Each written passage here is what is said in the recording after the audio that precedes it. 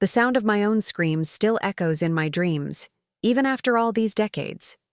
I was just 11 years old when I learned that sometimes the people who are supposed to protect you become the very monsters you need protection from. My name is Margaret Elizabeth Thompson, but everyone here in Millfield, this quiet town nestled in the rolling hills of Tennessee, knows me as Grandma Maggie, the woman who runs the community garden and teaches Sunday school at First Baptist Church. At 86 years old, with silver hair that catches the morning light and hands weathered from a lifetime of honest work, I've spent more than 7 decades carrying a secret that nearly destroyed me. Those who see me today, always ready with a warm smile and fresh-baked cookies for the neighborhood children, could never imagine the nightmare that shaped the woman I became. But tonight, sitting in my rocking chair on this old wraparound porch, watching fireflies dance in the twilight, I've decided it's time to tell the truth. Not just for me, but for every child who has ever felt helpless, every soul who has screamed into the darkness and wondered if anyone would ever hear them. Before we jump back in, tell us where you're tuning in from, and if this story touches you, make sure you're subscribed, because tomorrow I've saved something extra special for you. I was born in 1938 in a 2-story farmhouse that sat proudly on 45 acres of fertile Tennessee soil, about 8 miles outside the town of Millfield. Our land stretched as far as my young eyes could see, covered in tobacco fields, corn rows, and a vegetable garden that my mother, Catherine Rose Thompson, tended with the devotion of someone nurturing her own children. My father, James William Thompson, was what folks called a gentleman farmer. He had inherited the land from his father, but unlike many men of his generation, he believed in education and progress. He subscribed to agricultural journals, experimented with crop rotation, and even owned one of the first tractors in our county. People would come from miles around to watch him work that machine, marveling at how it could do the work of 6 mules in half the time. Our house was the kind that belonged in a storybook. White clapboard siding with green shutters, a wide front, porch supported by sturdy columns, and windows that seemed to capture every ray of sunlight that blessed our corner of the world. Inside, my mother had filled every room with handmade quilts, furniture that my father had crafted in his workshop, and the constant smell of something wonderful cooking in the kitchen. I was the youngest of 3 children, with 2 older brothers who seemed like giants to my small frame. Thomas, who everyone called Tommy, was 16 and already working the fields alongside father, his shoulders broad and strong from years of farm labor. He had inherited father's mechanical mind and could fix anything that broke, from farm equipment to the old radio that sat on our kitchen counter. My middle brother, Daniel, was 13 and possessed what mother called the gift of words. He could talk his way out of any trouble, charm the sternest teacher, and had already announced his intention to become a lawyer like his hero, Clarence Darrow. Father would often say that Daniel could convince a rooster to lay eggs if he set his mind to it. Then there was me, Margaret Rose Thompson, 11 years old with pigtails that never stayed neat, and a curiosity that my mother said would either make me a scholar or get me into more trouble than I could handle. I was the family dreamer, always with my nose buried in a book borrowed from the traveling library that came through our county once a month. Our days followed the rhythm of farm life, predictable and comforting in their routine. We rose with the sun, gathered eggs from the hen house, milked our 2 cows, Bessie and Pearl, and helped Mother prepare breakfast that could feed a small army. Father would come in from his early morning chores with dirt under his fingernails and stories of what he'd observed in the fields, which crops were thriving, what the weather might bring, which animals were expecting babies. After breakfast, Tommy would head out with Father to tackle the heavier farm work, while Daniel and I would walk the 2 miles to Millfield Elementary School, a 1-room building where Miss Sarah Johnson taught grades 1 through 8 with the patience of a saint and the firmness of a general. I loved everything about school. The smell of chalk dust, the way sunlight streamed through the tall windows, the satisfaction of solving arithmetic problems on the blackboard. But my favorite part of each day was the evening, when our family would gather on the front porch after supper. Father would smoke his pipe and tell us stories about his own childhood, about the time his grandfather fought in the Civil War, about the dreams he had for expanding our farm. Mother would work on her needlepoint, occasionally adding her own memories of growing up in the nearby town of Oakwood, where her father had run the general store. Tommy would practice his harmonica, filling the air with melodies that seemed to make the fireflies dance more enthusiastically. Daniel would regale us with tales from school, dramatically reenacting the day's events with such flair that even the most mundane incident became an adventure. And I would simply listen, absorbing every word, every laugh, every moment of warmth that bound our family together.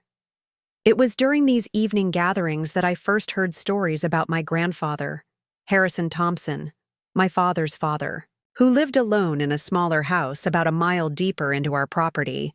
Grandfather Harrison was something of a mystery to me. Unlike other grandfathers I knew, who were jolly and welcoming, he rarely visited our main house and seemed to prefer his solitude.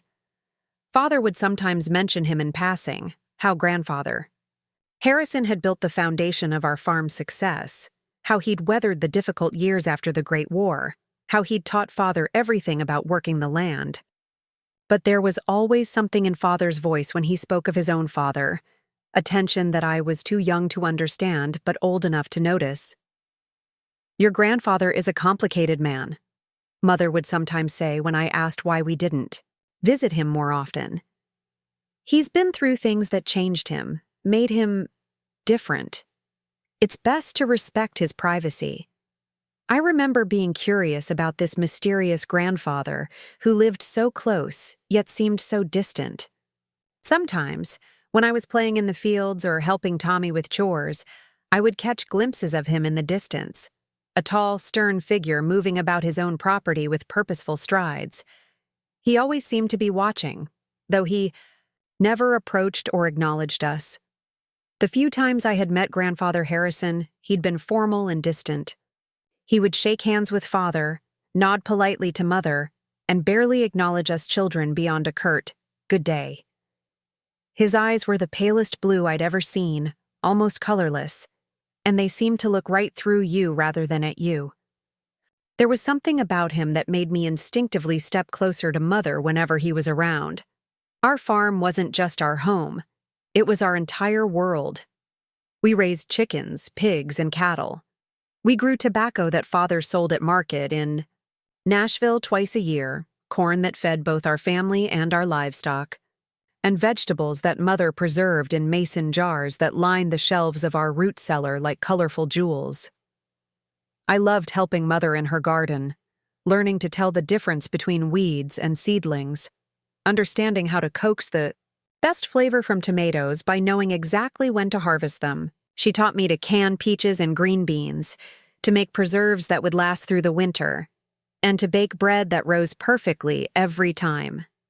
Father included me in some of the lighter farm work, teaching me to recognize signs of illness in our animals, showing me how to read the sky for weather changes, explaining why certain crops needed to be planted at specific times. He had a way of making everything seem like an adventure, turning mundane chores into lessons about life, responsibility, and the satisfaction of honest work. Our community was small but tight-knit. The nearest neighbors, the Patterson family, lived about a mile down the road and had 3 daughters close to my age. Mrs. Patterson and Mother would trade recipes and help each other during canning season. Mr. Patterson and Father would share equipment and labor during harvest time. Every Sunday, our family would dress in our finest clothes and attend services at Millfield Baptist Church, a white wooden building with a tall steeple that could be seen from miles away. The congregation was made up of farming families like ours, people who understood the value of hard work, community support, and faith in something larger than themselves. After church, we would often gather with other families for potluck dinners. In the church basement, where long tables groaned under the weight of fried chicken, cornbread, green beans cooked with ham hocks, and pies that could make a person weep with joy. These gatherings were filled with laughter, storytelling, and the kind of fellowship that made you feel part of something permanent and good. It was at one of these church gatherings that I first heard whispered conversations about grandfather. Harrison, that made me pay closer attention. I was helping clear tables when I overheard Mrs. Patterson talking quietly to Mother about how odd it was that Harrison Thompson never came to church anymore, how he'd become peculiar since his wife died 10 years earlier. That man has always been intense, Mother replied carefully. But losing Elizabeth changed something in him. James tries to look after him, but Harrison doesn't make it easy. Still, Mrs. Patterson persisted, it's not natural for a man to isolate himself like that. People need community, especially as they get older. Mother's response was so quiet I had to strain to hear it. Some people carry burdens that make community feel complicated. I didn't understand what they meant then, but something in their tone made me file the conversation away in my memory. There were undercurrents in our family that I was beginning to sense but couldn't yet comprehend, shadows that existed just beyond my understanding. As autumn of 1949 approached, our family was making plans for the future. Tommy was talking about maybe attending agricultural college, though he loved the farm too much to ever want to leave it permanently. Daniel was already planning his high school courses, determined to prepare himself for law school. And I was simply excited about starting 6th grade, about the new books Miss Johnson had promised to order for advanced readers like myself. Father had been talking about modernizing more of our farming operations, maybe getting a second tractor, expanding our tobacco acreage. Mother was planning her biggest garden yet for the following spring, hoping to sell more preserves at the county fair. Everything felt full of possibility, full of the promise that life would continue to unfold in the safe, predictable pattern we'd always known. None of us could have imagined that in just a few short weeks, everything we took for granted would be ripped away, leaving me alone and vulnerable in ways that no 11-year-old child should ever have to endure. The life I've just described, this world of love, safety, and endless possibilities, was about to end in the most brutal way imaginable. But for those precious final weeks of innocence, we were simply the Thompson family of Millfield, Tennessee, living our quiet, blessed life on 45 acres of fertile ground, surrounded by the love that made every day feel like a gift. We had no way of knowing that evil was already watching, waiting for its chance to destroy everything beautiful we had built together. Preparing and narrating this story took us a lot of time, so if you are enjoying it, subscribe to our channel. It means a lot to us. Now back to the story. October 15th, 1949. That date is burned into my memory like a brand, marking the exact moment when my childhood ended and a nightmare I could never have imagined began. It started as the most ordinary of evenings, which somehow makes what followed even more cruel. Evil, I learned that night, doesn't announce itself with thunder and lightning. It creeps in during the quietest moments, when you feel most safe. The day had been unseasonably warm for mid-October, one of those golden autumn days that make you grateful to be alive. Father and Tommy had spent the morning harvesting the last of our corn crop, their voices carrying across the fields as they worked in the easy rhythm they'd developed over years of partnership. Daniel had been helping Mother with the final canning of the season, sealing mason jars filled with the last tomatoes and green beans from her garden. I had spent most of the day reading under my favorite oak tree, a massive old giant that stood near the creek at the far edge of our property. The book was Little Women by Louisa May Alcott, which Miss Johnson had special ordered for me from Nashville. I was completely absorbed in the world of the March sisters, dreaming of becoming a writer like Jo, when Mother's voice calling me for supper broke through my literary trance. Supper that night was particularly festive. Father had received word that our tobacco crop had brought an excellent price at market, better than any previous year. This meant we could afford some of the improvements he'd been planning, a new barn roof, perhaps even electricity for the main house. The possibility of electric lights and maybe even a radio in every room seemed almost too wonderful to believe. "Next year," Father said, carving slices from the roast chicken that Mother had prepared with herbs from her garden. "Next year we might even be able to afford one of those new Frigidaire refrigerators I saw advertised in the Nashville paper." Mother's eyes lit up at the possibility. She'd been making do with our old icebox for years, and the thought of not having to worry about ice deliveries during the hottest summer months was clearly appealing. "Catherine Miller over in Oakwood got one last month," she said. "Says it. Keeps everything fresh for weeks, and you can even make ice cubes right inside it." Tommy was excited about the prospect of modernizing our farming equipment. "There's a new type of plow they're making now," he said between bites of mashed potatoes. "Mr. Patterson says it can turn twice as much soil in half the time."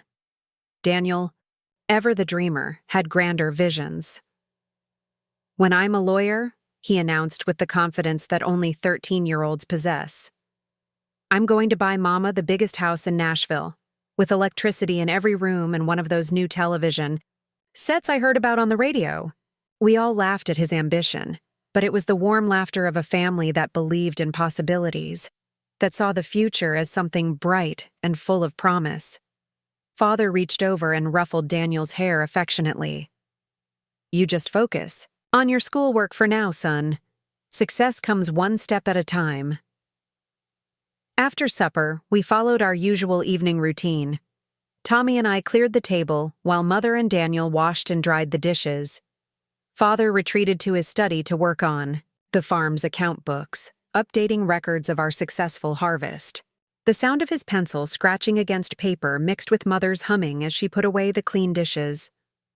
As darkness fell, we gathered on the front porch as we did every evening.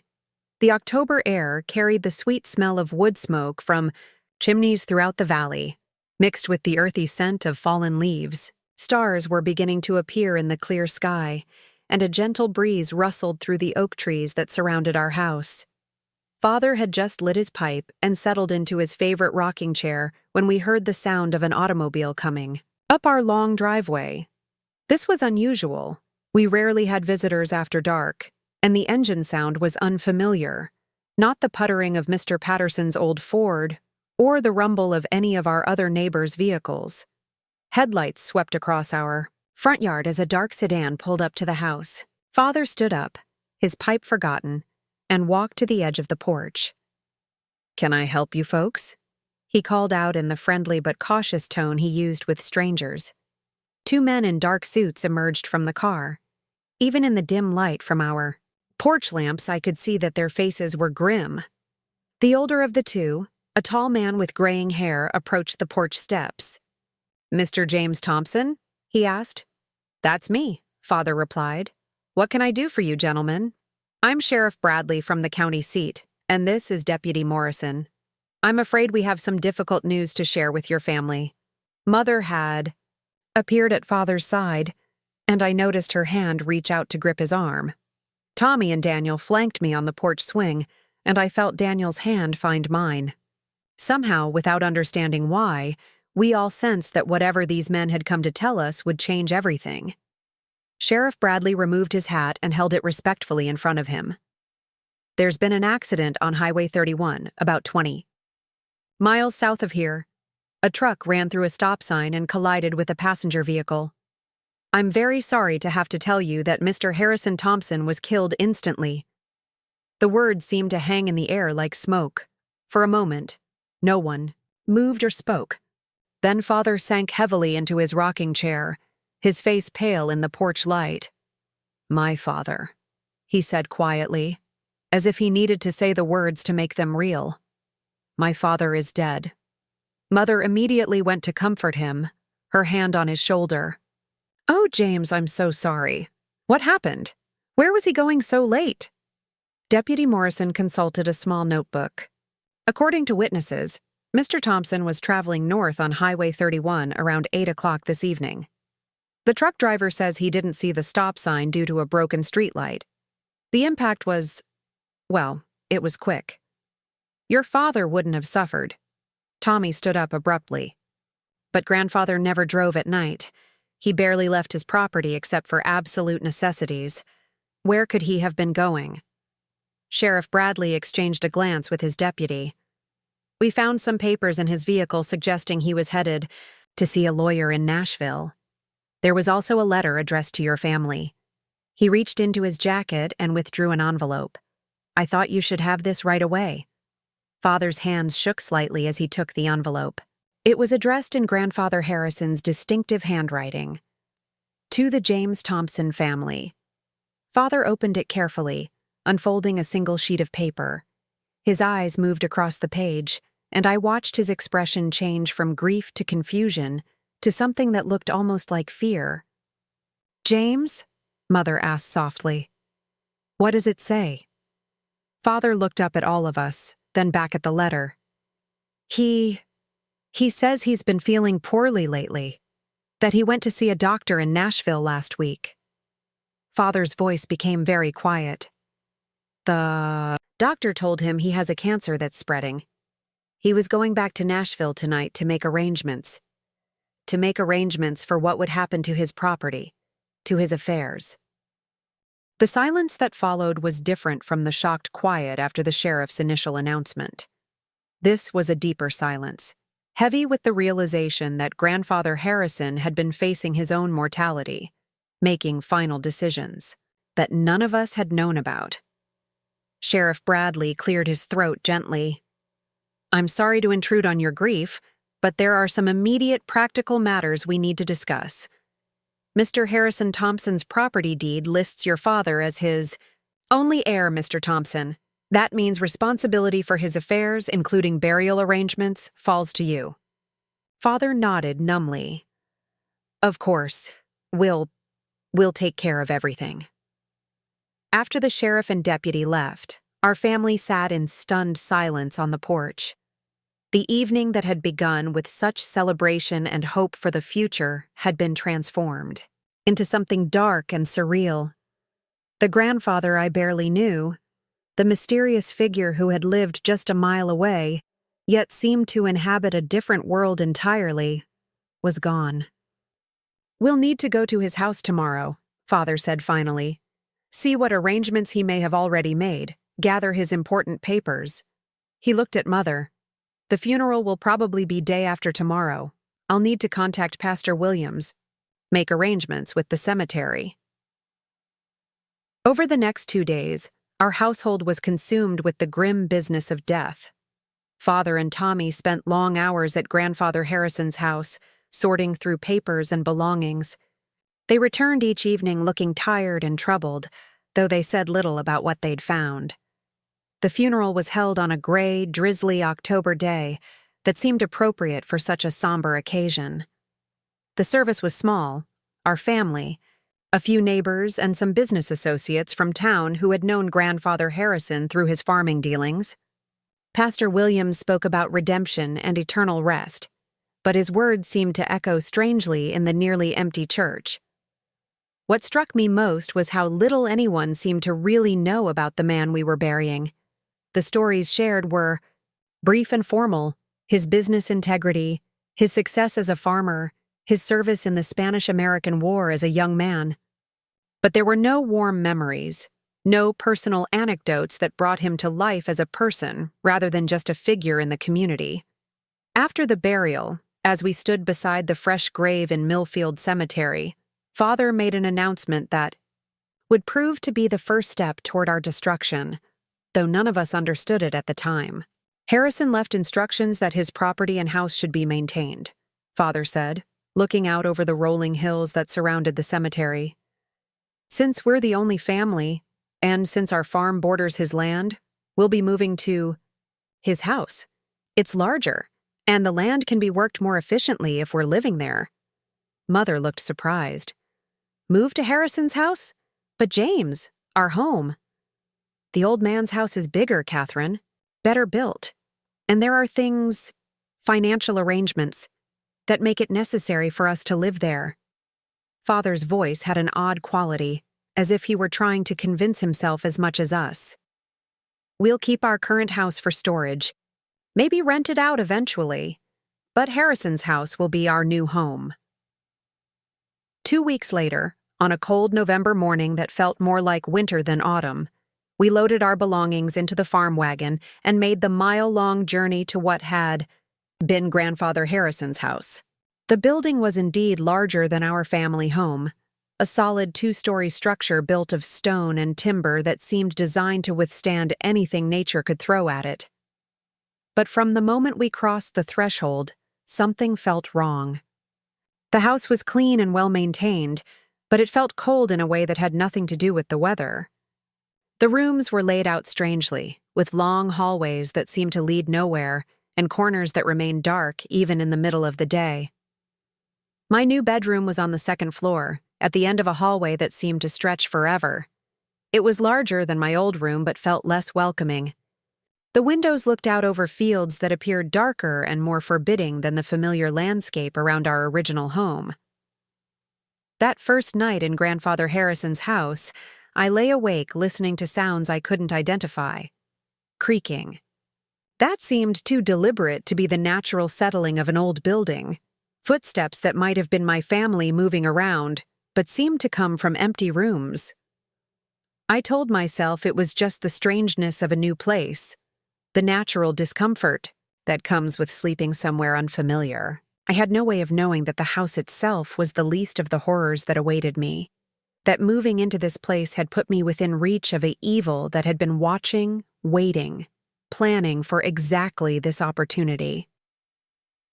Within 3 weeks of our move to Grandfather Harrison's house, both my parents would be dead, and I would discover that the man I'd barely known, the mysterious grandfather who had seemed merely distant and odd, had actually been something far more dangerous. Something that had been carefully hidden until circumstances finally gave it the chance to emerge from the shadows where it had been lurking all along. November had settled over the Tennessee hills like a gray blanket, bringing with it the kind of bone-deep cold that makes you grateful for warm fires and hot meals. We'd been living in Grandfather Harrison's house for 3 weeks, and while I still felt uneasy in the unfamiliar rooms, I was beginning to adjust to our new routine. The house was certainly more spacious than our old home, with a larger kitchen that Mother seemed to appreciate, and a study where Father could spread out his farming records and plans. What I didn't know was that Father had been struggling with problems far more serious than adjusting to a new living situation. Years later, I would learn that Grandfather Harrison's financial affairs were in terrible disorder. There were debts that Father had known nothing about, loans secured against both properties that threatened to consume everything our family had worked to build. Father was spending sleepless nights trying to figure out how to save our family's future, carrying burdens he shared with no one. The morning of November 20th, 1949, began with an argument between my parents, something that was extremely rare in our household.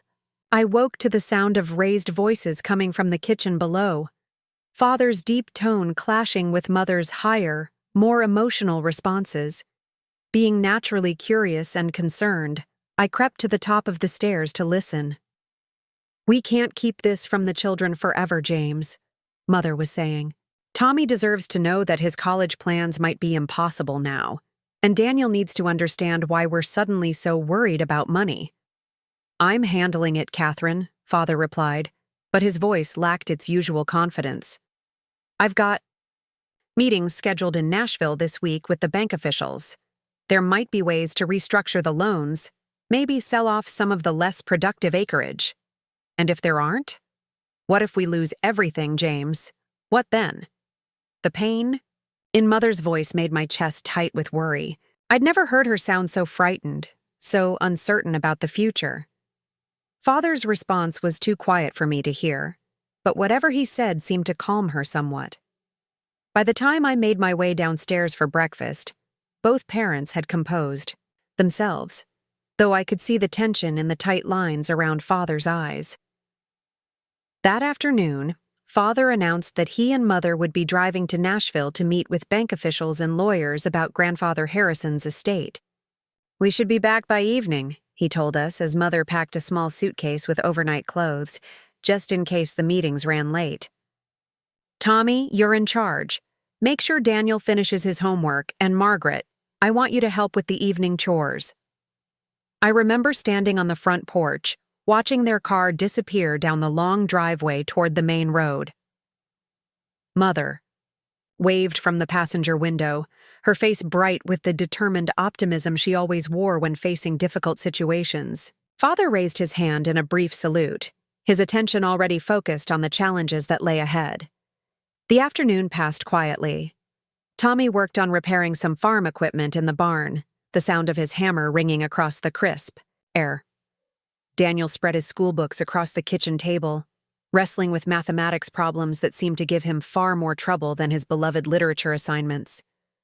I occupied myself with household tasks, sweeping floors and organizing the pantry shelves that Mother always kept in perfect order. As evening approached, I began preparing supper, following Mother's detailed instructions for the beef stew that had been simmering in the pot all day. The kitchen filled with the rich aroma of meat and vegetables, mixed with the yeasty smell of the bread I'd set to rise that morning. It felt good to take care of my family, to step into Mother's role even temporarily. We were just sitting down to eat when we heard the sound of an automobile coming up the drive much faster than normal. Through the kitchen window, I could see headlights cutting through the gathering darkness, weaving slightly as if the driver was having trouble controlling the vehicle.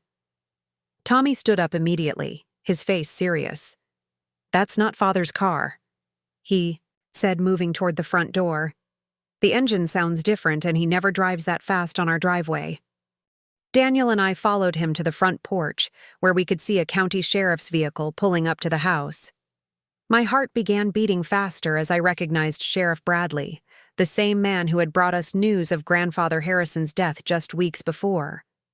The grim expression on his face as he emerged from the car told us that once again, he was the bearer of terrible news.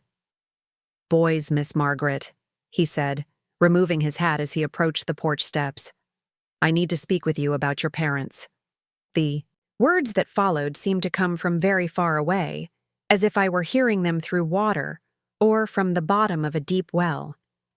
There had been an accident on the winding mountain road between Millfield and Nashville. A logging truck, overloaded and traveling too fast for the icy conditions, had crossed the center line just as Father was navigating a sharp curve. The collision had been instant and devastating. "They wouldn't have suffered," Sheriff Bradley said, the same words he'd used when telling us about Grandfather Harrison.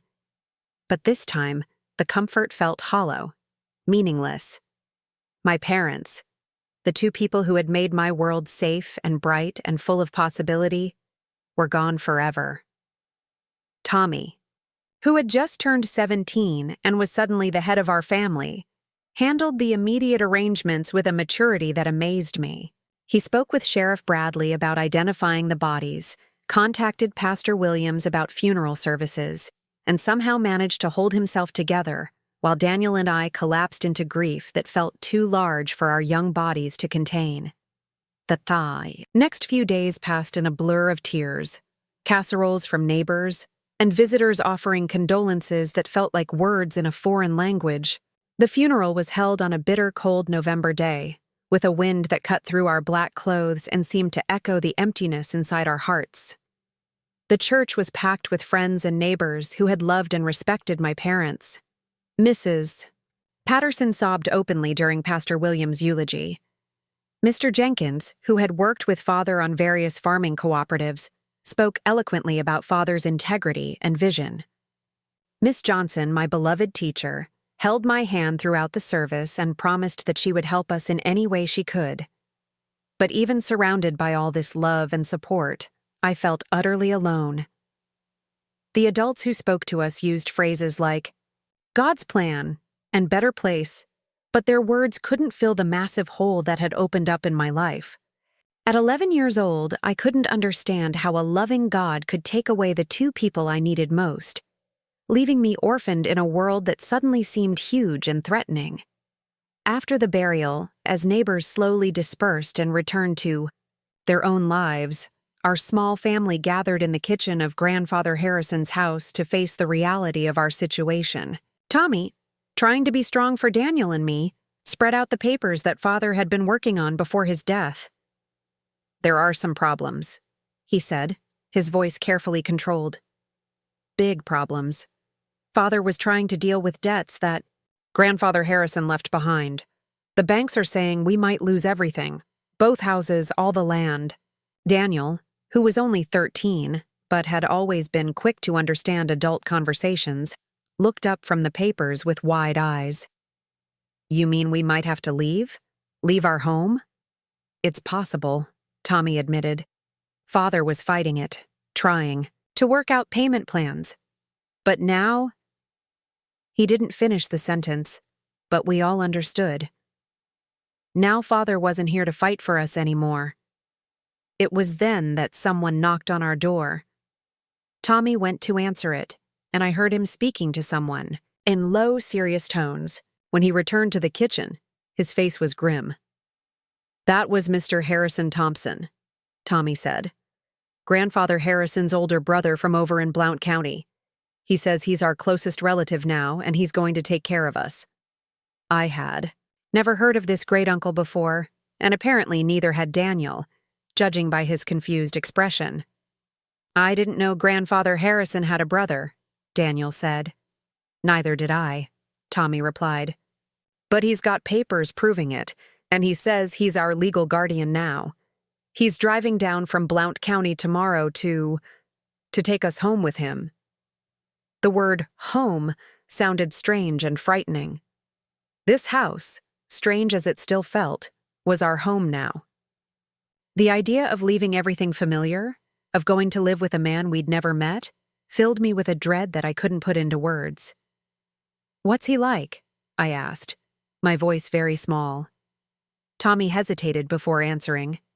"He seems stern, serious.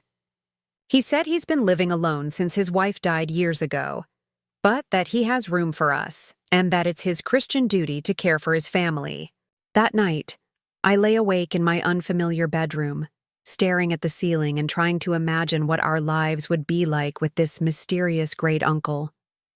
I thought about my parents, about how safe and loved I had always felt in their presence.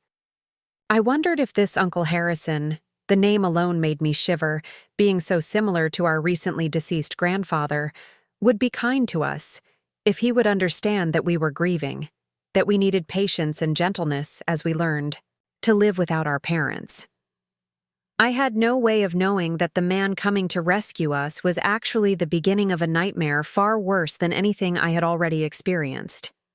I couldn't have imagined that this great uncle, who presented himself as our salvation, was actually a predator who had been waiting for exactly this kind of opportunity. Children left vulnerable and alone, with no one to protect them from his appetites. As I finally drifted off to sleep that last night in what had been our temporary home, I still believed that adults were fundamentally good, that family members could be trusted, that the worst thing that could happen to me had already occurred with the loss of my parents. By the next evening, I would learn how terribly, devastatingly wrong I was. The real nightmare of my childhood was about to begin, and this time there would be no loving parents to shield me from the monster that was coming to claim us as his own. Uncle Harrison Thompson arrived on a gray November morning in a black Ford pickup truck that looked like it had seen better days. I watched from the kitchen window as he climbed out of the vehicle, a tall, gaunt man in his 60s with steel-gray hair and the kind of pale blue eyes that seemed to look right through. He moved with the deliberate, measured steps of someone accustomed to being obeyed without question. Even from a distance, there was something about him that made my skin crawl. Perhaps it was the way he surveyed our property with those cold eyes, as if he were calculating its value rather than remembering a place where his deceased brother had lived. Or maybe it was the complete absence of warmth in his expression as he approached the house where 3 newly orphaned children waited to meet their fate. Tommy answered the door with the formal politeness that Mother had drilled into all of us. "Uncle Harrison, I'm Thomas Thompson. We spoke yesterday." The man who would control our lives for the foreseeable future stepped into our kitchen without being invited, his presence immediately making the room feel smaller and colder. He was dressed in a black suit that smelled of mothballs and old tobacco, with boots that left muddy tracks on Mother's spotless floor.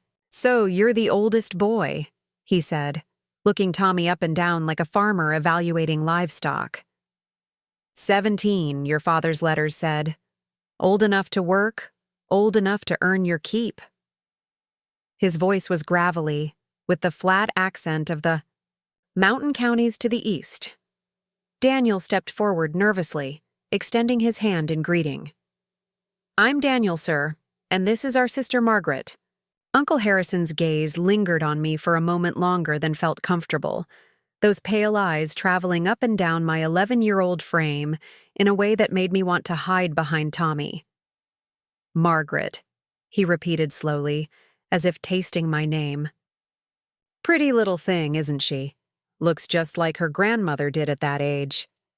Something in his tone made me step closer to my brothers, though I couldn't have explained why.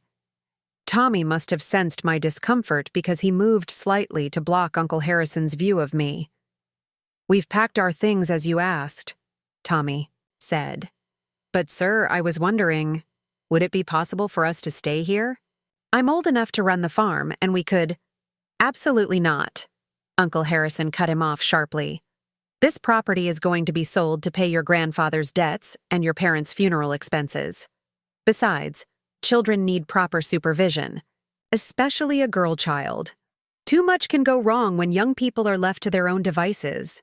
He walked around our kitchen, opening cabinets and drawers as if he already owned everything inside. "Pack only your clothes and personal items. Everything else stays here. Where I'm taking you, you won't need much." The drive to Uncle Harrison's farm in Blount County took 3 hours over winding mountain roads that grew progressively more remote and desolate. Tommy rode in the front seat with Uncle Harrison, while Daniel and I huddled together in the back with our few belongings. Our great-uncle drove in near silence, offering only occasional comments about the weather or the condition of the roads. "Where exactly do you live, Uncle Harrison?" Daniel asked about halfway through the journey. "Up in Copper Hollow," came the terse reply. "Been in the family for 4 generations. Isolated enough that we don't have to worry about nosy neighbors or unwanted visitors." The way he said isolated sent a chill down my spine. In our old life, neighbors had been a source of comfort and community. Now, the absence of neighbors was being presented as an advantage, though I couldn't understand why. As we climbed higher, into the mountains, the landscape became increasingly wild and forbidding. Dense forests pressed close to the narrow road, and I caught glimpses of steep ravines and rocky outcroppings that looked like they could hide all manner of dangers. The few houses we passed were small, run-down cabins with smoke rising from their chimneys and suspicious faces peering out from behind curtained windows. "Not many people choose to live up this way," Uncle Harrison said, noticing my interest in the sparse population. "Takes a special kind of person to appreciate the privacy, the freedom from interference that these mountains provide." Finally, just as the winter sun was beginning to set behind the peaks, we turned onto a narrow dirt track that led through thick woods to a clearing where Uncle Harrison's house stood like something out of a disturbing fairy tale. It was a 2-story log structure, much larger than it had appeared from the road, with a wraparound porch and dark windows that seemed to stare out at us like empty eyes. The house was surrounded by outbuildings, a barn, a chicken coop, what looked like a workshop, and several smaller structures whose purposes weren't immediately clear. Everything was well maintained, but had an air of abandonment about it, as if the place had been waiting for new inhabitants for a very long time. "Welcome to your new home," Uncle Harrison said as he turned off the truck's engine. The silence that followed was complete. No sounds of neighboring farms, no distant traffic, no voices of other children playing. Just the whisper of wind through the pine trees and the creaking of old wood settling in the cold. Inside, the house was even more unsettling than its exterior had suggested. The rooms were large but dark, with heavy furniture that looked like it had been carved from the same logs as the walls. There were no photographs on the walls, no personal touches that might have made the place feel like a home. Instead, there were strange collections, old farming tools arranged in patterns on the walls, animal skulls displayed on mantelpieces, and books with titles I couldn't read bound in what looked like leather, but felt somehow wrong to the touch. "Tommy, you'll take the room at the end of the hall upstairs," Uncle Harrison announced, pointing toward a narrow staircase. "Daniel, there's a smaller room next to his. And Margaret." He paused, those pale eyes fixing on me again. "Margaret will take the room closest to mine, in case she needs anything during the night." Tommy started to object. "Sir, wouldn't it be better if Margaret was closer to us? She's been having nightmares since the accident." Uncle Harrison's expression hardened. "I've been taking care of myself for 30 years, boy. I think I know how to arrange my own household. Margaret will be fine where I put her." That first night in Uncle Harrison's house was the longest of my young life. My new room was at the opposite end of the hallway from my brother's, separated by what felt like miles of dark corridor. The room itself was spartanly furnished: a narrow bed, a dresser with a cracked mirror, and a single window that looked out onto the black forest beyond. I lay awake listening to the unfamiliar sounds of the old house settling around me. But more disturbing than the creaking wood and rattling windows were the footsteps I could hear moving around downstairs long after everyone should have been asleep. They moved slowly, deliberately, as if someone was pacing back and forth, thinking about something that required careful planning. Around midnight, I heard those same footsteps coming up the stairs, pausing outside my door for what felt like an eternity before continuing down the hall to what I assumed was Uncle Harrison's room. Only then was I able to fall into an uneasy sleep filled with dreams of my parents and the safe, warm home we would never return to. The next morning brought our introduction to life under Uncle Harrison's rule, and it quickly became clear that we were not guests in his house but unpaid laborers whose comfort and happiness were of no concern to him whatsoever. "In this house, everyone earns their keep," he announced over a breakfast of weak coffee and stale biscuits. "Tommy, you'll work, with me in the fields and with the livestock. Daniel, you'll help with the lighter farm work and maintain the equipment. And Margaret," again that lingering look that made my skin crawl. "Margaret will help with the cooking, cleaning, and other household duties." When Tommy asked about school, Uncle Harrison laughed, a sound completely devoid of humor. "School? Boy, the nearest school is 20 miles down the mountain, and I'm not about to waste gas money driving you back and forth every day. You'll learn more working with your hands than you ever would sitting in some classroom listening to a teacher fill your head with nonsense." The isolation of our situation began to sink in. We were completely cut off from the outside world, dependent on a man we barely knew for food, shelter, and our very survival. There were no neighbors to notice if we were being mistreated, no teachers to ask why we stopped coming to school, no church community to wonder where we had gone. Uncle Harrison had chosen his location well. In Copper Hollow, surrounded by miles of wilderness and far from any main roads, he could do whatever he wanted to 3 orphaned children, and no one would ever know. As the days passed, I began to notice things that filled me with a growing sense of dread. The way Uncle Harrison's eyes followed me wherever I went in the house. How he always seemed to find excuses to touch my shoulder or hand when giving me instructions.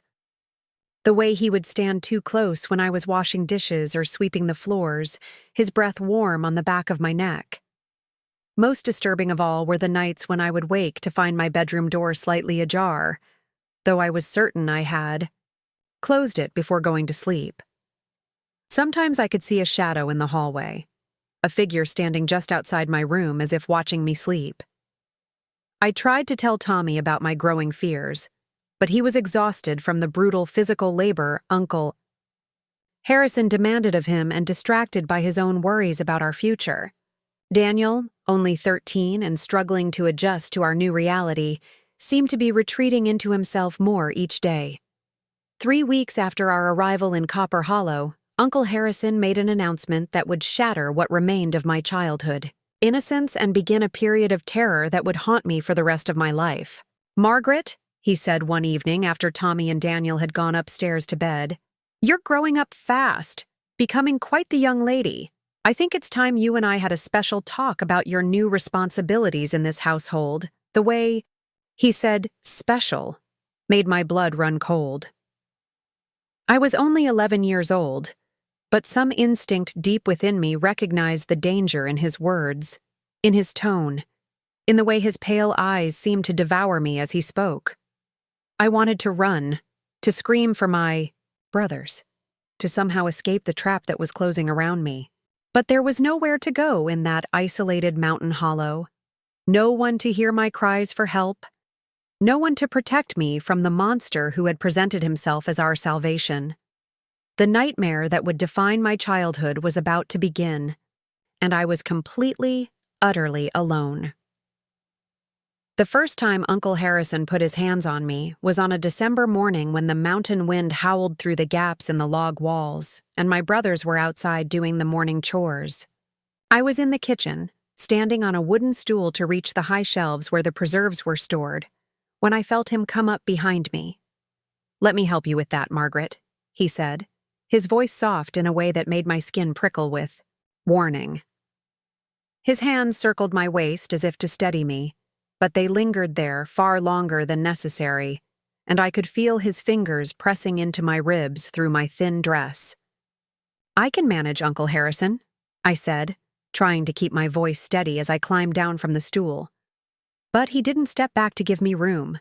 Instead, he remained close, so close that I could smell the tobacco on his breath and see the yellowish tinge of his teeth when he smiled.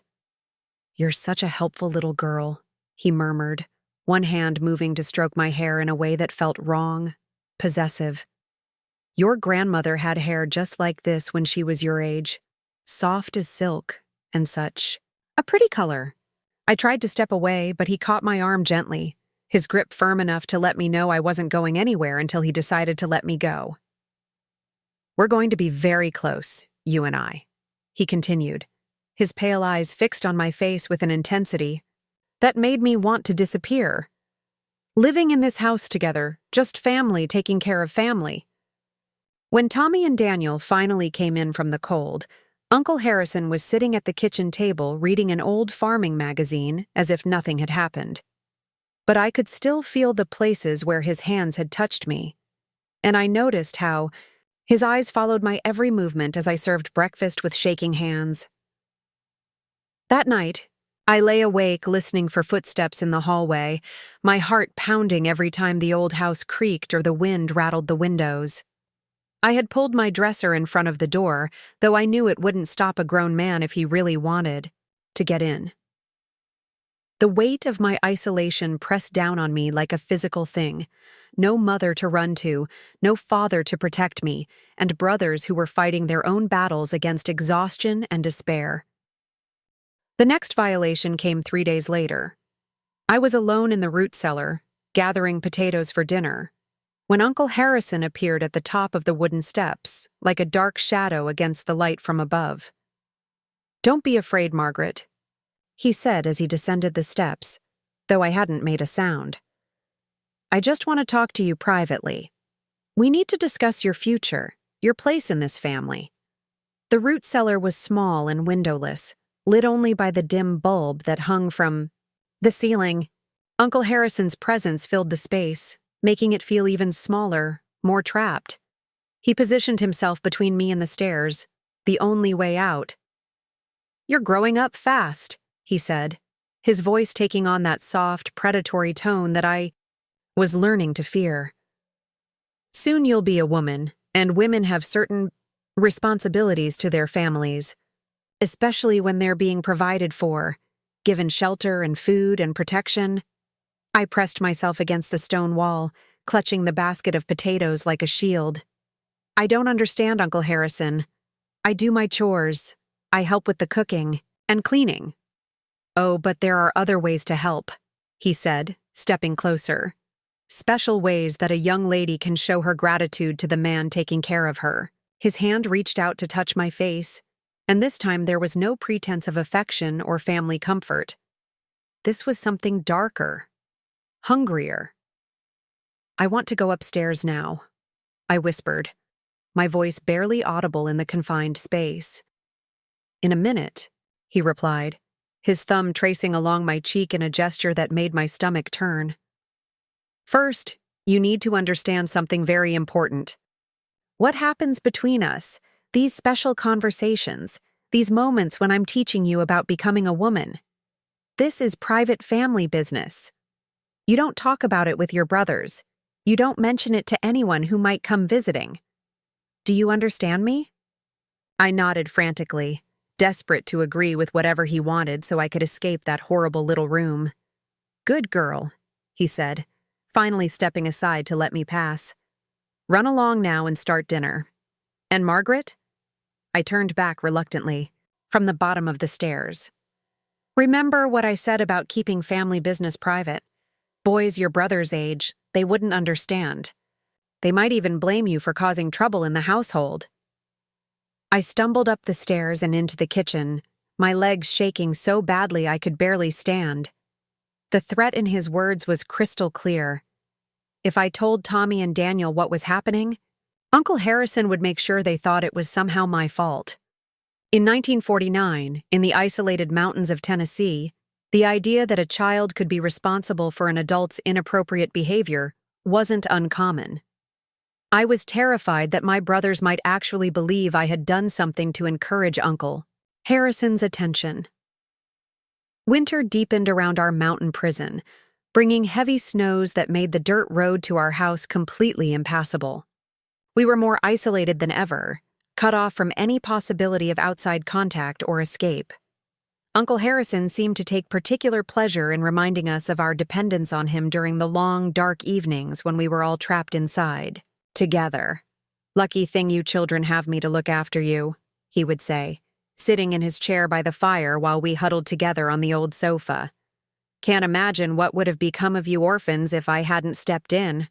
Probably would have ended up in some state institution, separated from each other, forgotten by the world." The psychological torture was almost as bad as the physical violations that were becoming more frequent and more invasive. Uncle Harrison had a gift for making us feel worthless, for convincing us that we should be grateful for any scraps of kindness he threw our way. He would withhold food if he was displeased with our work, force us to sleep in the cold barn if we questioned his authority, and constantly remind us that we had nowhere else to go. Tommy, who had always been my protector, was slowly being broken down by the brutal physical labor and psychological abuse. Uncle Harrison worked him from dawn to dusk, then criticized everything he did as insufficient or wrong. My proud, strong older brother was becoming a shadow of himself, too exhausted and demoralized to notice the additional horrors I was enduring. Daniel, sensitive and intelligent, tried to escape into books when he could find them, but Uncle Harrison had burned most of the books in the house, claiming they were filling the boy's head with foolishness. Without school, without access to the world of ideas that had always sustained him, Daniel was withdrawing further into himself each day. It was in January, during a blizzard that had trapped us inside for nearly a week, that Uncle Harrison's abuse escalated to its most horrific level. Tommy and Daniel had fallen asleep by the fire, exhausted from hauling wood and keeping the house warm, when Uncle Harrison motioned for me to follow him to his room.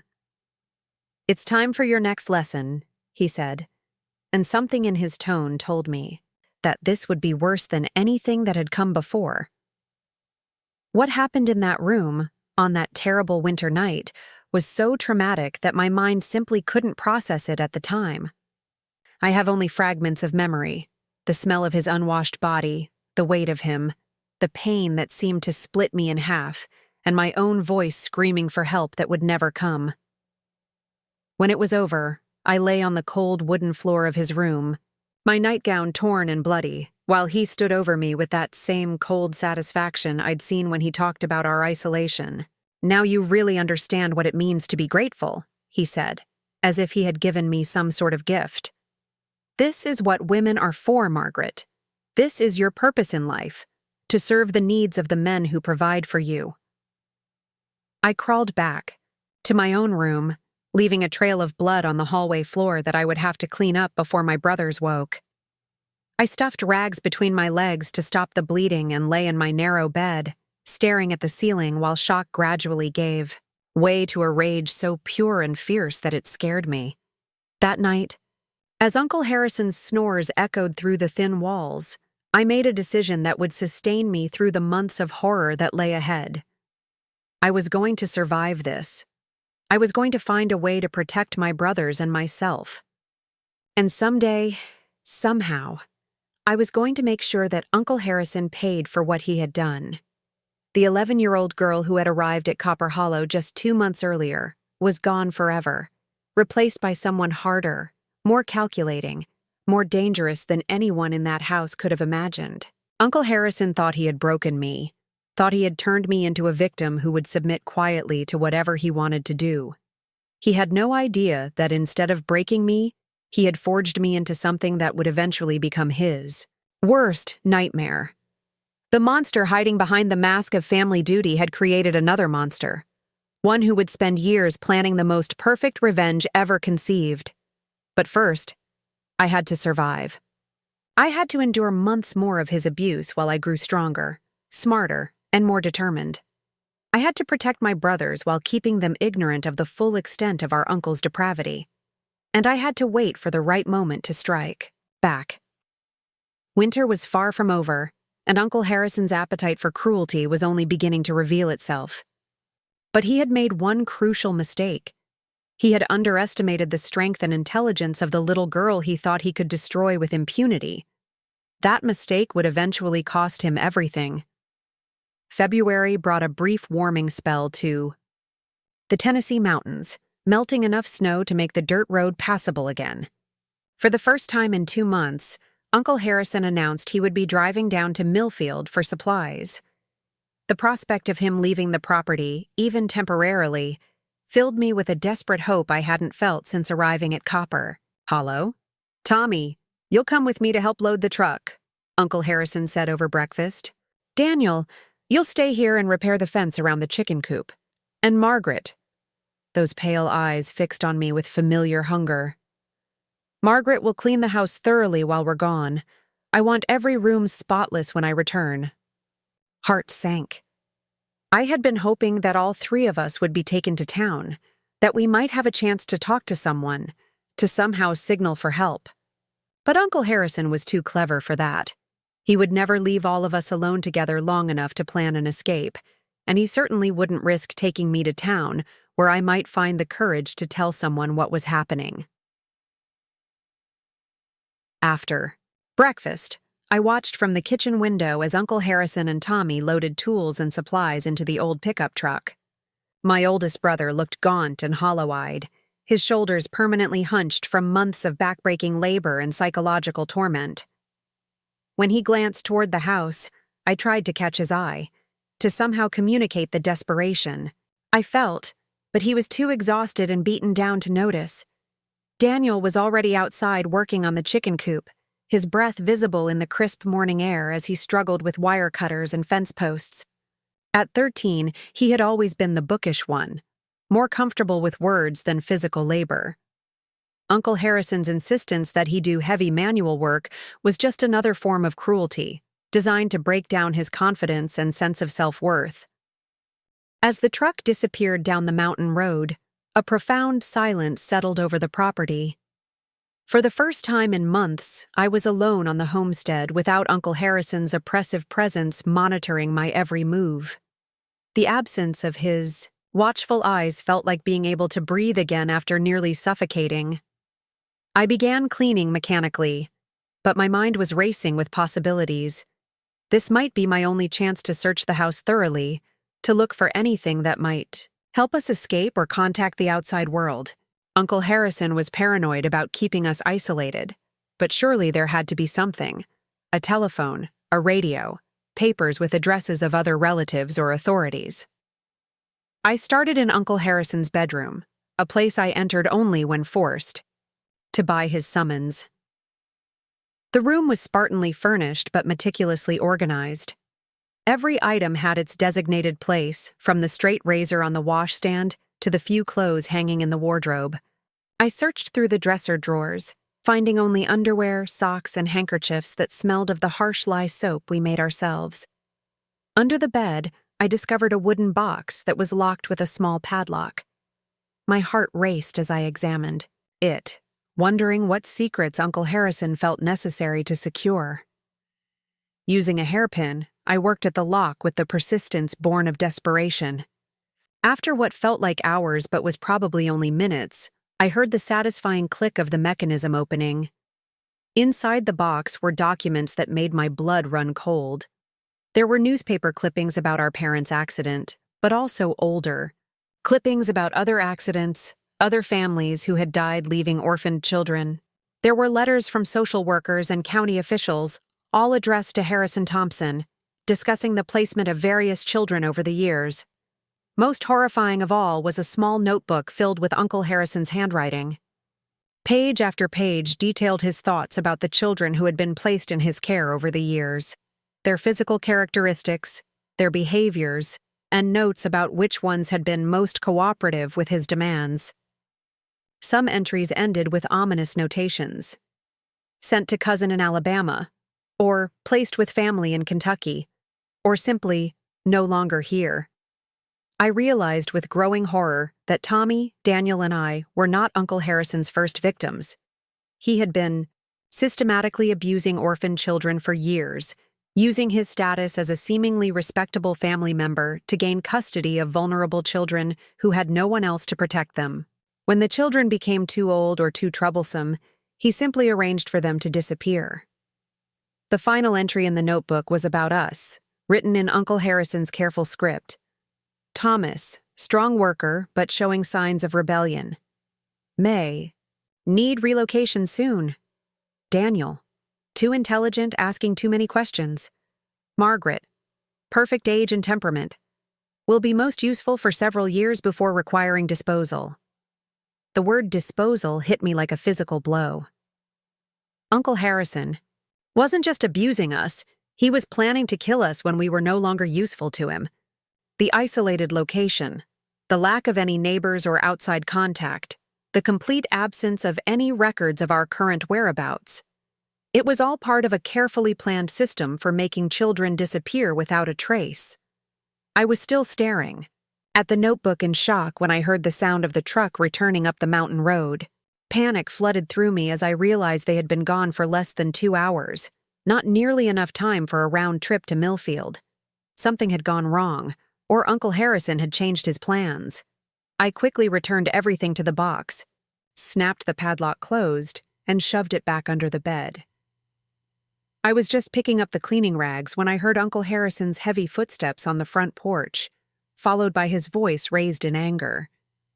Truck broke down not 5 miles from here, he was telling someone, presumably Tommy. Radiator cracked clean through.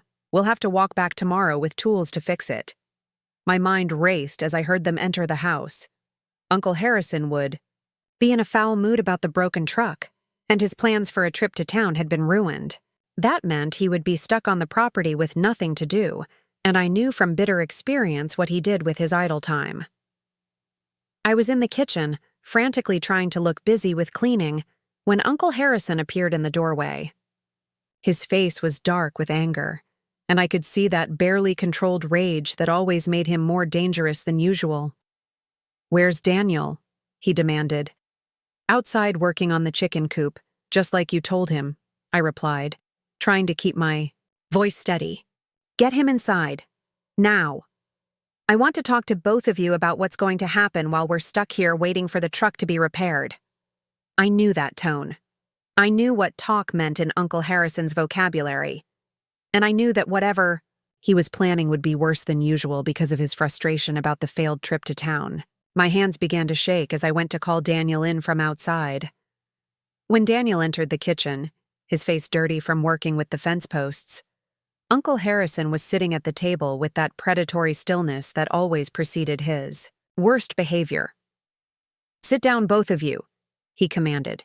"We need to discuss some changes in how this household is going to operate." Daniel and I took seats at the opposite end of the table, instinctively moving closer together in the face of Uncle Harrison's menacing presence. I could smell the fear sweat on my younger brother, and I knew he was picking up on the same dangerous signals that were making my skin crawl. "You children have been living under my roof for 3 months now," Uncle Harrison began, his voice deceptively calm. "I've fed you, clothed you, given you shelter when you had nowhere else to go. I think it's time you showed more appreciation for my generosity." He stood up and began pacing around the table, his pale eyes fixed on us like a predator circling its prey. "Margaret has been learning some of the ways a young lady can express gratitude to her benefactor. Haven't you, Margaret?" The question was loaded with threat, demanding that I acknowledge his abuse in front of my brother. I felt my face burn with shame and terror as I nodded slightly, unable to meet Daniel's confused and increasingly alarmed gaze.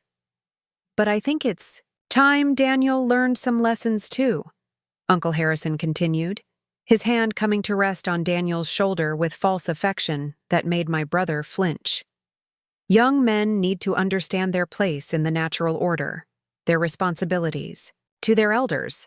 "What kind of responsibilities?" Daniel asked, his voice cracking with nervousness. Uncle Harrison's grip on Daniel's shoulder tightened. "The same kind Margaret has been learning about, the kind that involves showing proper respect for the man who controls your life." Something inside me snapped at those words. The image of Uncle Harrison touching Daniel the way he had been touching me, the thought of my gentle, intelligent brother being subjected to the same horrors I had endured, filled me with a rage so pure and fierce that it burned away every trace of fear.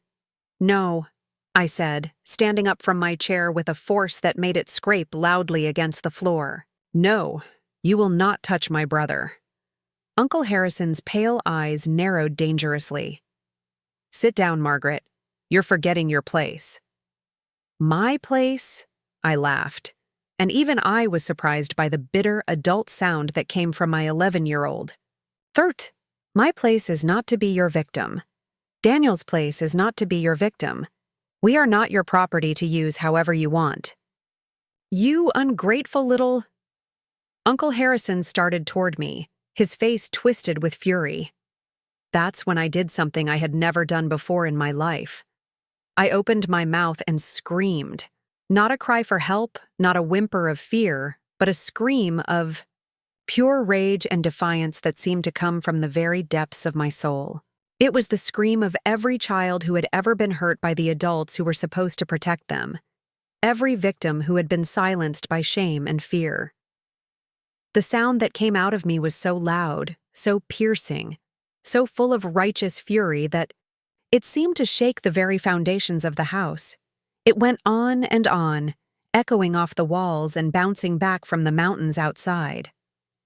It was a sound that announced to the world that Margaret Thompson would not go quietly into the darkness, would not be disposed of like an inconvenient piece of property. Uncle Harrison stopped dead in his tracks, his face going pale with shock. He had never heard such a sound from me before, or probably from any of his previous victims. It was the sound of a victim transforming into something far more dangerous. Daniel stared at me in amazement, and I could see something changing in his eyes, too. The spark of intelligence and defiance that Uncle Harrison had been trying to extinguish was flickering back to life. And from somewhere outside, I heard an answering voice. Tommy was running toward the house, shouting my name, drawn by the sound of my scream. For the first time in months, my brothers would be in the same room with me while Uncle Harrison revealed his true nature. The scream that had erupted from my throat had changed everything. The time for silence, for enduring in isolation, was over. The battle for our survival was about to begin in earnest, and Uncle Harrison was about to discover that he had seriously underestimated the strength of the children he thought he could destroy. The sound of my scream was still echoing through the house when Tommy burst through the kitchen door, his face wild with panic and confusion. He took in the scene immediately, Uncle Harrison standing frozen with his hand still gripping Daniel's shoulder, Daniel pale and trembling in his chair, and me standing defiantly with my fists clenched at my sides. "What's happening?" Tommy demanded, his voice hoarse from running. "Margaret, what's wrong? I heard you screaming from all the way at the barn." Uncle Harrison's composure cracked for just a moment, and in that instant, I saw something I had never seen before. Uncertainty, maybe even fear. He had counted on our silence, on our isolation, on our complete dependence on him. The idea that his victims might fight back, might make noise, might draw attention to his crimes, had clearly never occurred to him. "Nothing's wrong," Uncle Harrison said, trying to regain his authoritative tone. "Margaret was just having a tantrum about her chores. Children need discipline, and she was being disrespectful." But Tommy wasn't the broken, exhausted boy who had left for town that morning. Hearing my scream had awakened something protective in him, some instinct that Uncle Harrison's months of psychological abuse hadn't quite managed to destroy. He looked from Uncle Harrison to Daniel to me, his eyes sharp and alert in a way they hadn't been for weeks. "Margaret doesn't have tantrums," Tommy said slowly, "and she doesn't scream like that unless something is really wrong." He stepped closer to Daniel and me, positioning himself between us and Uncle Harrison. "What were you doing to them?" "I don't like your tone, boy," Uncle Harrison snarled, his mask of false benevolence finally slipping completely. "You're forgetting who provides the roof over your head, who keeps you fed and clothed. You'll show me proper respect, or you'll find out what happens to ungrateful children in my house." "Ungrateful?" Tommy's voice rose with an anger I hadn't heard from him in months. "You want to talk about gratitude? How about being grateful that we've worked ourselves to exhaustion on your farm? How about being grateful that we've never complained about the rotten food, the freezing cold rooms, the way you work us like slaves?" Uncle Harrison's pale eyes narrowed to slits. "Slaves? You think you're slaves? You have no idea how much worse your lives could be. Ask Margaret what happens to children who cause trouble in my household." The threat was clear, and it hung in, the air like poison. But instead of silencing me as it had so many times before, it only fueled my rage. The knowledge of what I had discovered in his locked box, the evidence of all the children who had come before us, all the victims who had disappeared, gave me a courage I didn't know I possessed. "Tell them," I said, my voice steady despite the terror coursing through my veins. "Tell Tommy and Daniel what you really do to the children in your care. Tell them about the notebook under your bed, about all the other orphans who have lived." Here and then vanished. Uncle Harrison went perfectly still, his face draining of color. "What notebook? You little liar. You don't know what you're talking about." But Daniel was too intelligent to miss the implications of what I was saying. "Margaret, what notebook? What did you find?" I kept my eyes locked on Uncle Harrison's face as I spoke, watching his expression change from anger to fear to a cold calculation that was more terrifying than his rage had been. "There's a locked box under his bed," I said, full of newspaper clippings about dead parents, letters from social workers about placing orphaned children, and a notebook where he writes about all of us, about what he does to us, and what he plans to do when he's finished. Tommy's face went white. "What do you mean, what he does to us?" This was the moment I had dreaded, the moment when I would have to speak the unspeakable truth about what Uncle Harrison had been doing to me in the dark privacy of his room. But seeing my brothers' faces, seeing their growing understanding and outrage, gave me the strength to break the last chain of silence that had bound me. "He comes to my room at night," I said, my voice barely above a whisper. "He touches me in ways that hurt, in ways that are wrong. He said it was my responsibility as a woman, that I should be grateful, and today, he said Daniel needed to learn the same lessons." The silence that followed was deafening. I watched Tommy's face cycle through disbelief, understanding, and finally a fury so pure and devastating that it transformed him from a broken boy into something dangerous. "You animal," Tommy whispered, his hands clenching into fists. "You sick, twisted animal. She's 11 years old." Uncle Harrison straightened to his full height, and suddenly he was no longer the cruel guardian trying to maintain control over difficult children.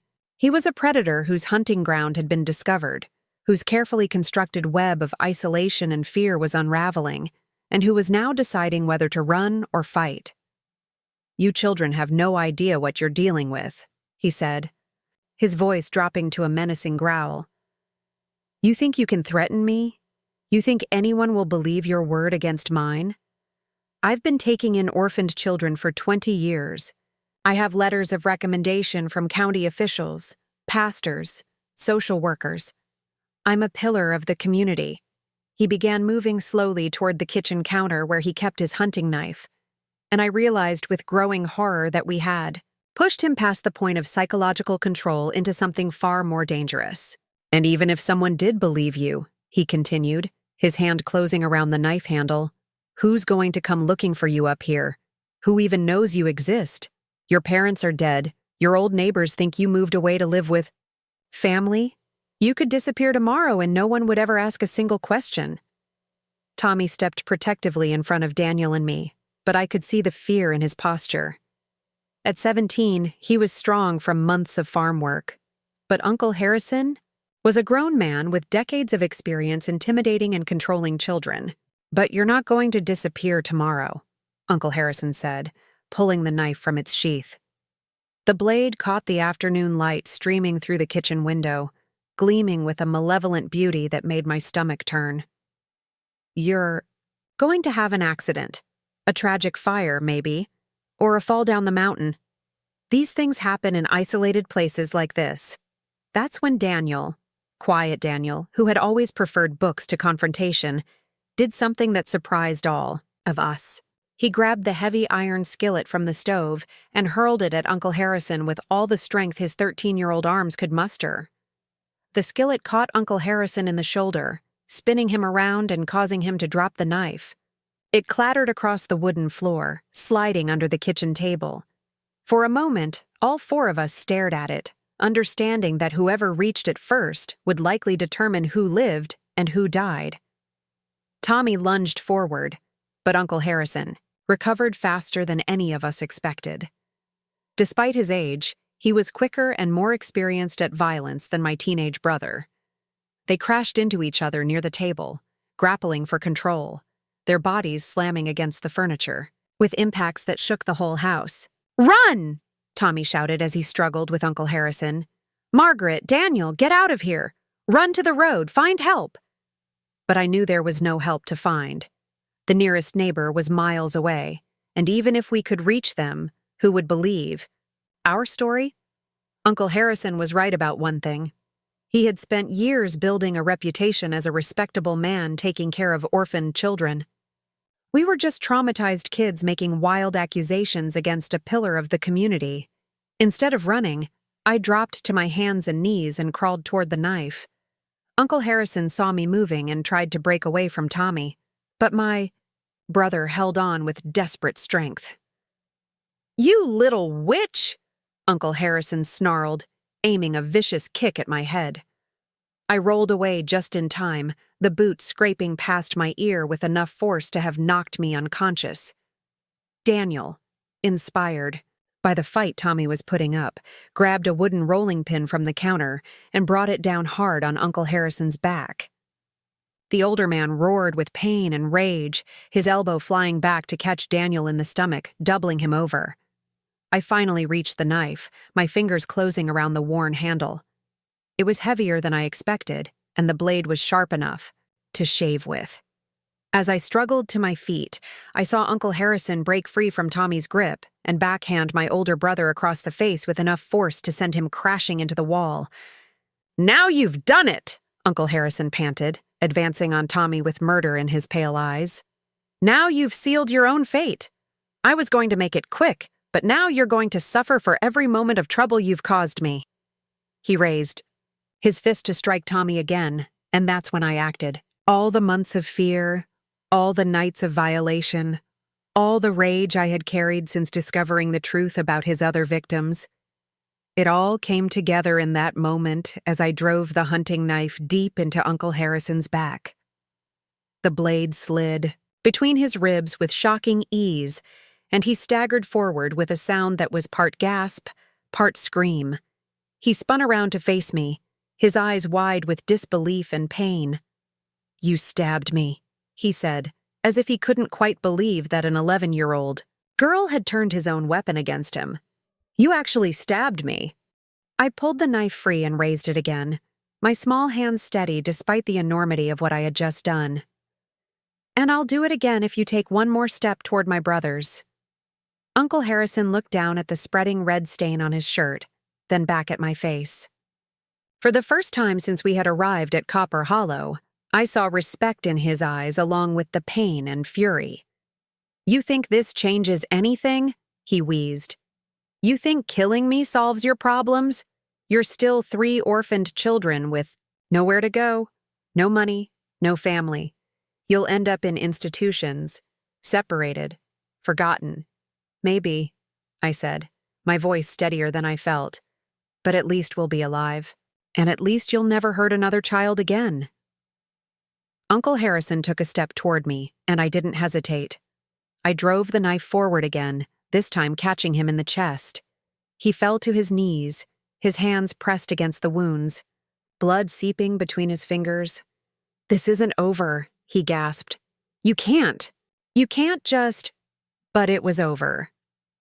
Uncle Harrison Thompson, predator and child killer, collapsed face first onto his own kitchen floor, his pale eyes finally vacant of the malevolent intelligence that had terrorized so many innocent children. Tommy, Daniel, and I stood there for a long moment, staring at the body of the man who had controlled our lives through fear and violence. We were free, but we were also 3 orphaned children who had just committed what the law would consider murder, no matter how justified it might have been. The real fight for our survival was just beginning. The silence that followed Uncle Harrison's death was unlike anything I had ever experienced. It wasn't the peaceful quiet of a summer evening or the hushed reverence of church on Sunday morning. This was the heavy, oppressive silence of a world fundamentally changed, where 3 children stood over the body of a man they had killed in self-defense, knowing that their lives would never be the same again. Tommy was the first to move, kneeling beside Uncle Harrison's still form to check for signs of life. When he looked up at Daniel and me, his face was grim but resolute. "He's dead," he said simply. "It's over." But even as he spoke those words, we all knew it wasn't really over. We were 3 orphaned children who had just killed their legal guardian, no matter how justified our actions had been. In the eyes of the law, we were murderers. The fact that Uncle Harrison had been a monster wouldn't matter if we were caught and put on trial. "What do we do now?" Daniel asked, his voice small and shaken. At 13, he was old enough to understand the gravity of our situation, but still young enough to hope that adults would somehow make everything right. I looked down at the knife still clutched in my bloody hands, then at my brothers' faces. Tommy, barely 17, was now responsible for protecting and providing for 2 younger siblings with no resources and no legal standing. Daniel, brilliant and sensitive, would carry the trauma of this day for the rest of his life. And I, at 11 years old, had just taken a human life to protect the people I loved most in the world.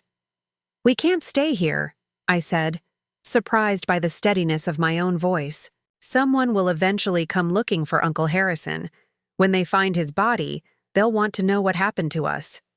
Tommy nodded slowly. "Margaret's right. We need to disappear, completely.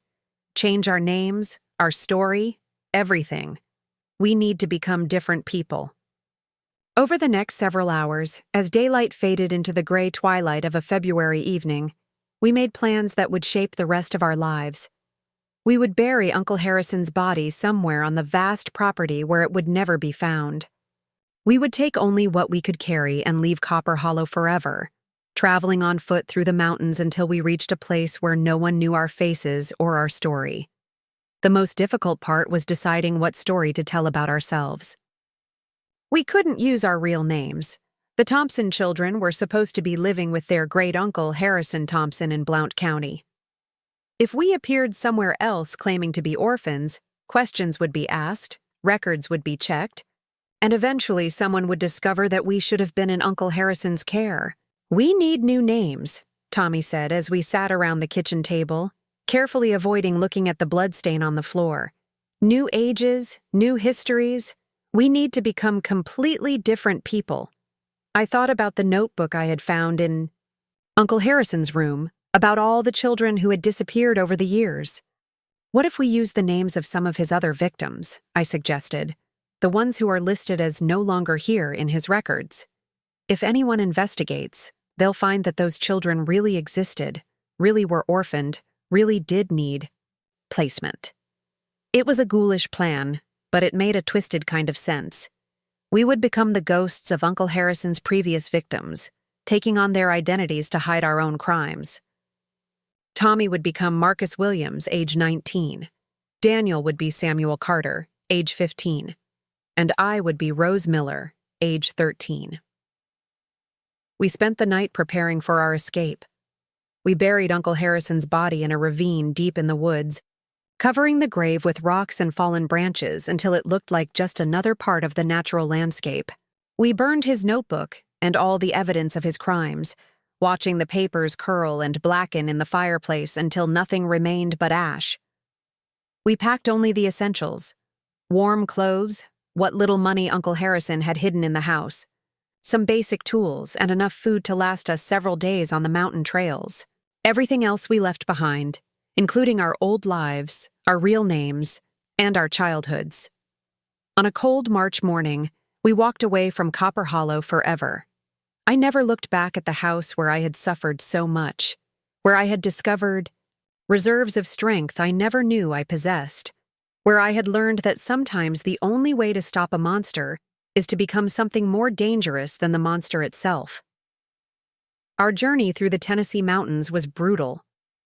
We traveled only at night, hiding during the day in caves or abandoned cabins, always moving farther away from Blount County and deeper into regions where no one would think to look for 3 missing children. Tommy proved to be a capable leader, using the wilderness skills Uncle Harrison had taught him to keep us fed and sheltered. Daniel struggled with the physical demands of our trek, but he never complained. I could see him processing what had happened, working through the trauma in the methodical way that brilliant minds do when trying to make sense of incomprehensible events. Sometimes I would catch him staring at me with a mixture of awe and fear, as if he was seeing his little sister for the first time. As for me, I carried the weight of what I had done with a calmness that surprised even myself. I had killed a man, taken a human life with my own hands. By all rights, I should have been devastated by guilt and remorse. Instead, I felt free. For the first time in months, I could sleep without fear. I could breathe without constantly watching over my shoulder. Uncle Harrison was dead, and with him died the terror that had consumed my life since our parents' accident. After 2 weeks of traveling, we reached a small town in eastern Kentucky, where the local pastor, Father McKenna, took pity on what he believed were 3 orphaned siblings who had been wandering since their parents died in a mining accident. We told him our rehearsed story, that we were the Williams children, that our parents had died in a cave-in, that we had been walking for weeks looking for relatives who might take us in. Father McKenna was a kind man who asked few questions and seemed genuinely concerned about our welfare. He arranged for us to stay with a local family, the Hendersons, who were known for taking in children who needed temporary care.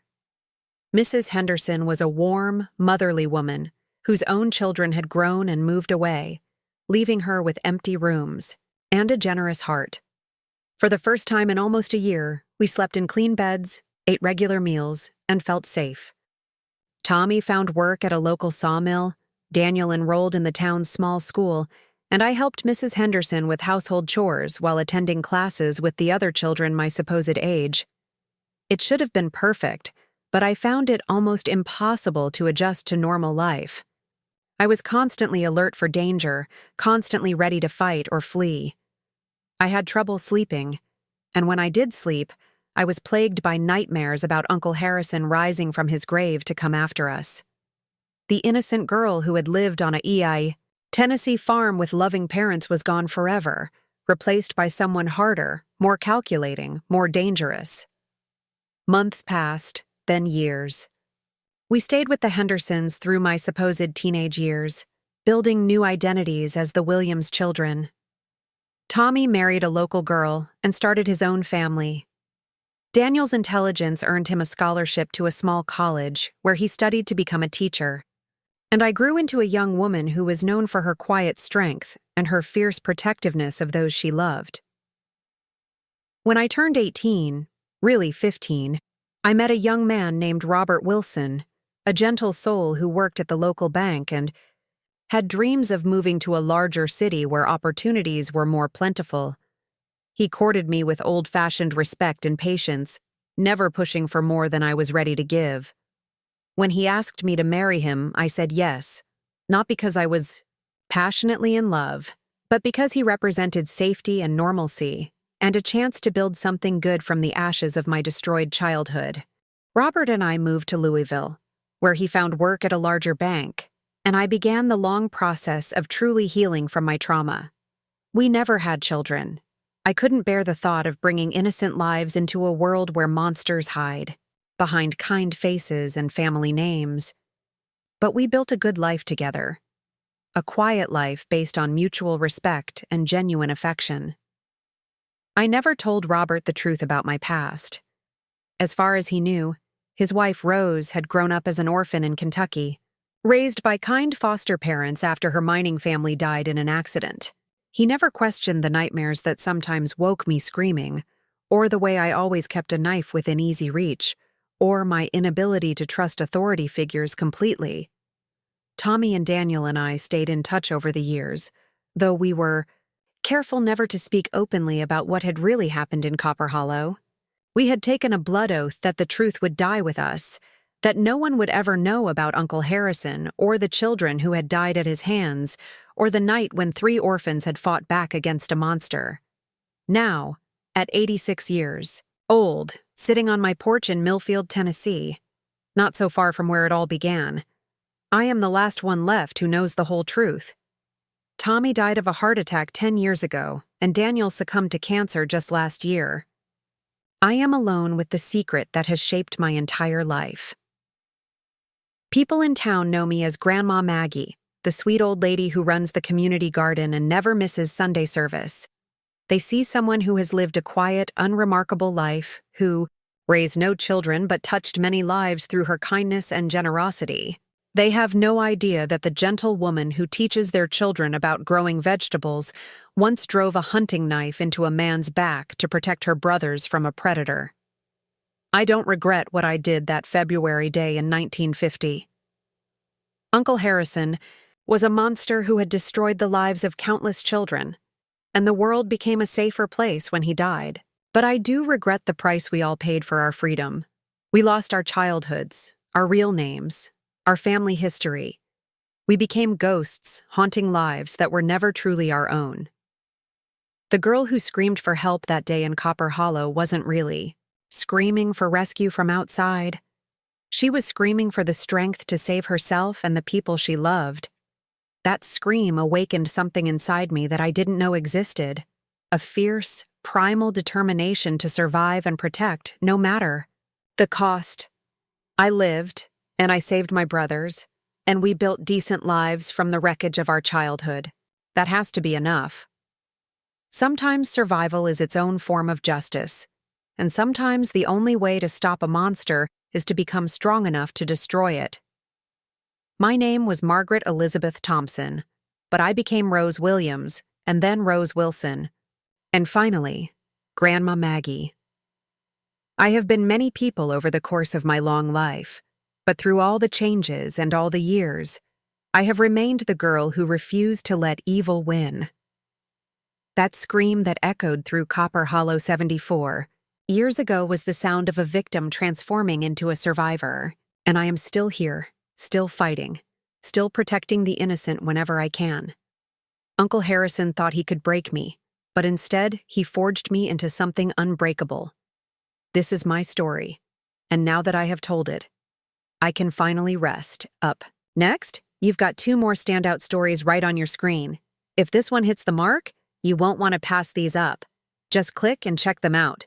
And don't forget to like, subscribe, and turn on the notification bell so you don't miss any upload from us.